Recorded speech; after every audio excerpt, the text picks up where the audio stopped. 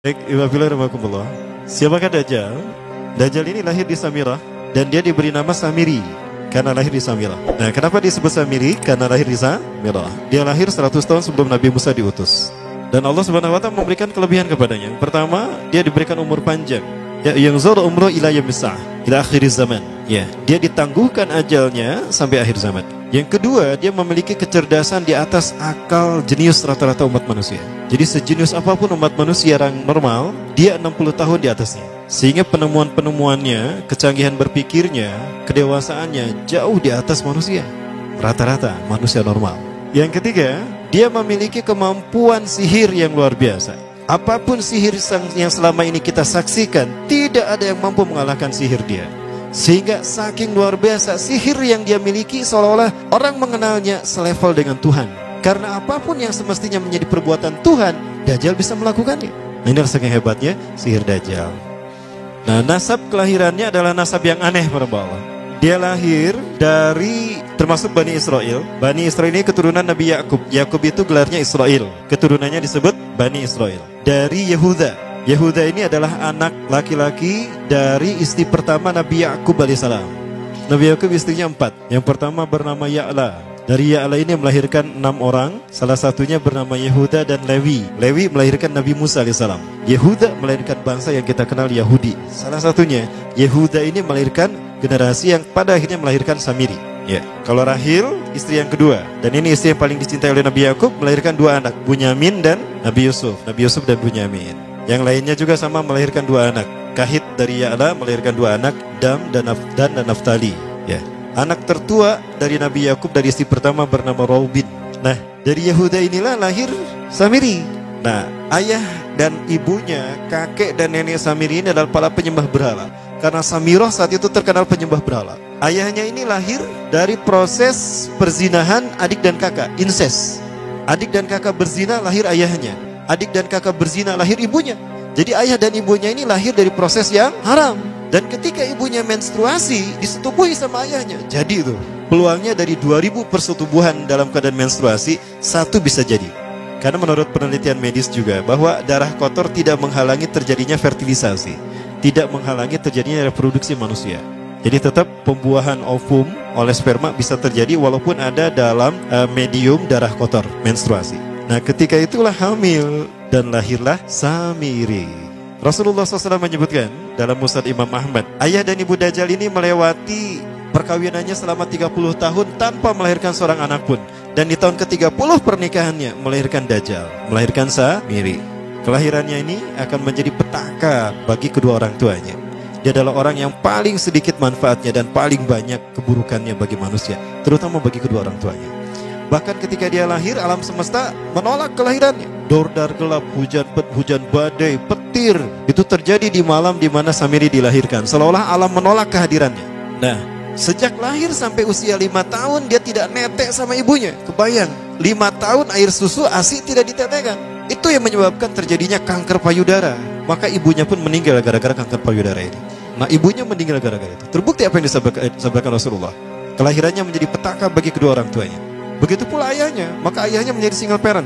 Nah, kemudian di tahun yang kelima, sejak lahir sampai 5 tahun, kenapa dia menetek pada ibunya? Karena kerjanya tidur melulu. Disebut mati, dia bernafas dan cuma berdetak.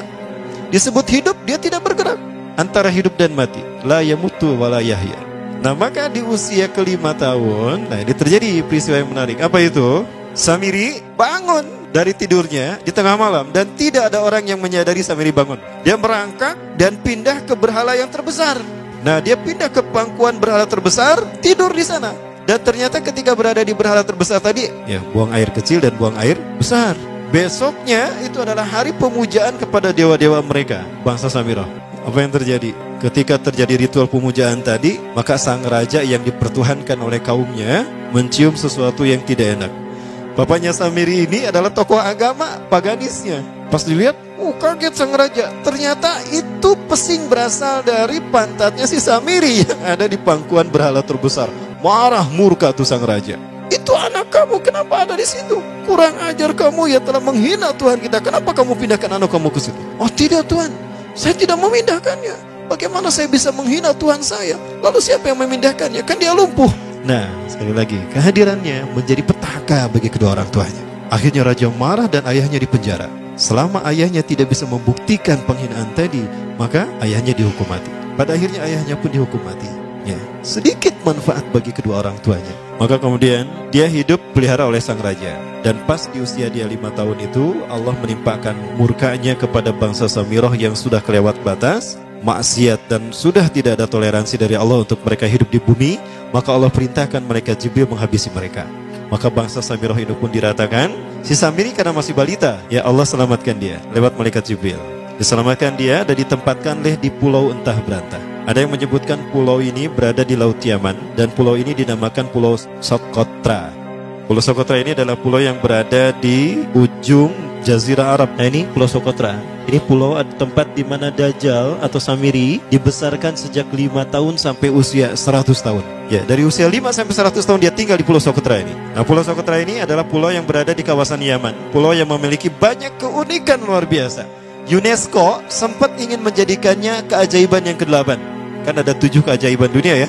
Yang ke-8-nya tadinya ini. Namun karena dia terkait dengan Samiri Dajjal, maka banyak negara yang menentangnya, terutama negara-negara yang menjadi pengikut Dajjal.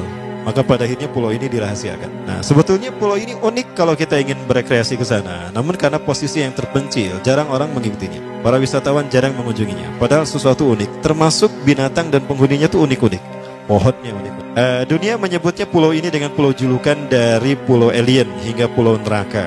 Ada juga yang menyebutkan The Jekyll Island. Pulau Jekyll Island itu bahasa barat, kalau bahasa kitanya Pulau Dajjal. Ya, sama dengan Pulau Sedir ya. Itu juga The Jekyll Island. Nah, Pulau Socotra kaya dengan flora dan fauna yang unik hingga saat ini belum ditemukan di tempat lain. Jadi tidak ada flora dan fauna yang ada di pulau ini yang ada di pulau lain di seluruh dunia.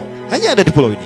Makanya di pulau inilah Allah ciptakan satu binatang yang unik juga, yang disebut dengan jasasa. Jasasa, binatang jasasa itu artinya mata-mata. Tajassa yatajassu tajassusan wa jasasatan, artinya pemata-mata, spy. Binatang ini bertumbuh besar, tahmatun kabirah tughatti jismaha asy-sya'r hatta la nastati' an nafariqa ayna wajhu wa ayna dubru. Tubuhnya besar, dipenuhi dengan bulu, sehingga saking penuhnya bulu kita tidak bisa membedakan mana dubur mana wajah. Yang menghadap itulah wajah. Baik, karena itu pulau ini pernah dilesarkan sebagai salah satu dari 7 keajaiban dunia yang baru ya. Nah baik, ini contohnya nih, saya perlihatkan keajaiban dan keunikan. Ini adalah padang pasir di Pulau Socotra. Ini burung, salah satu jenis burung yang bisa kita jumpai di Socotra. Dan ini kepiting unik, kepiting Pulau Socotra. Aneh ya, kepitingnya seperti itu.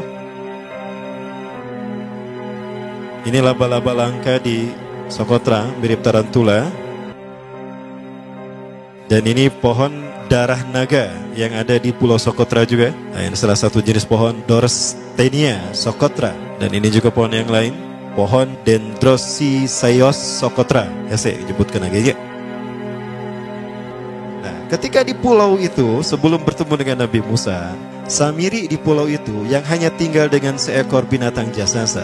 Binatang jasasa ini memberikan beberapa hal kepada si Samiri ya.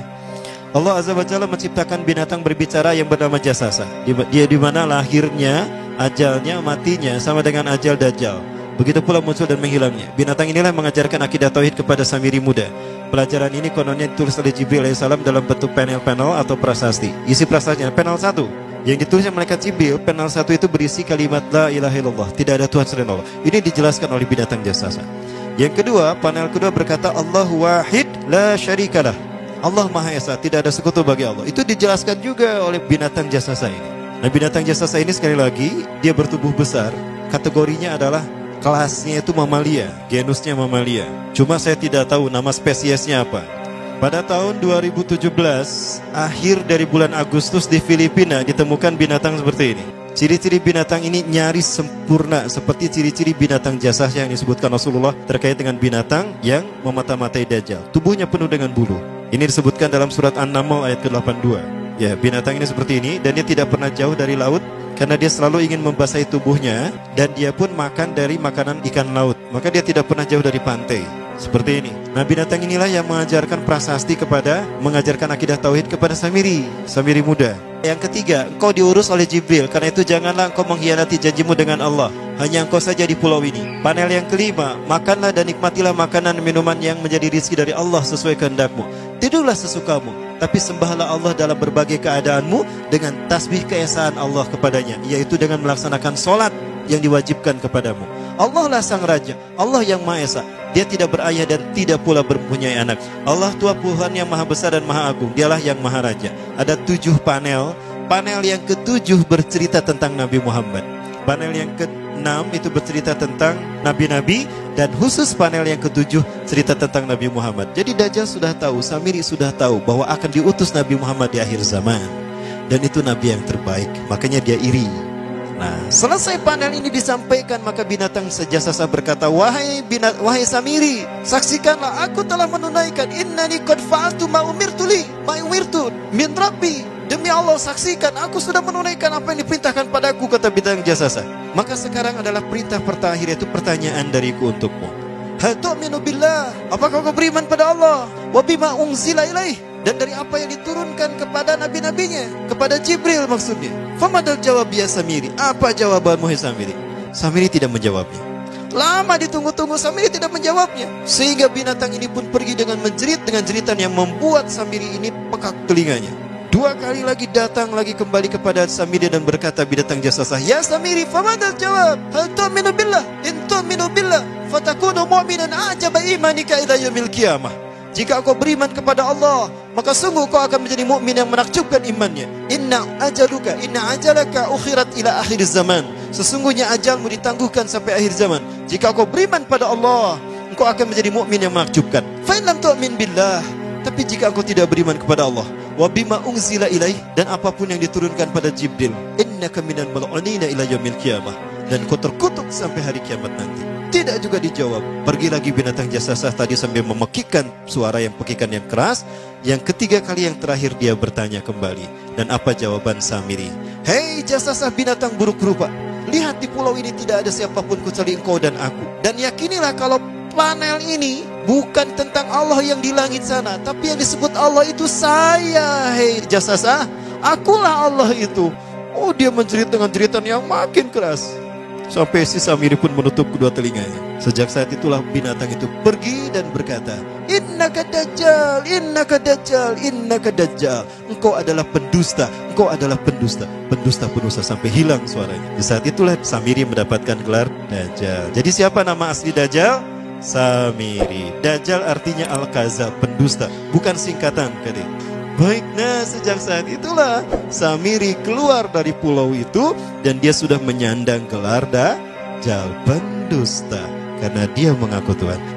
Baik, Ibabillah rahmatullah. Jangan salah, Dajjal kecerdasannya mampu melakukan cloning dan mampu melakukan berbagai macam riset dan eksperimen. Hatta eksperimen yang mengilhami film Hook itu Dajjal bisa melakukan. Bahkan ketika orang membayangkan kendaraan tercanggih itu pesawat terbang, Dajjal sudah mampu membuat piring terbang dengan kecerdasannya. Ya. Rasulullah menyebutkan kendaraan Dajjal itu dia bisa terbang, kata Rasulullah. Dan kecepatan terbangnya 5 km per sekon. 1 detik 5 km.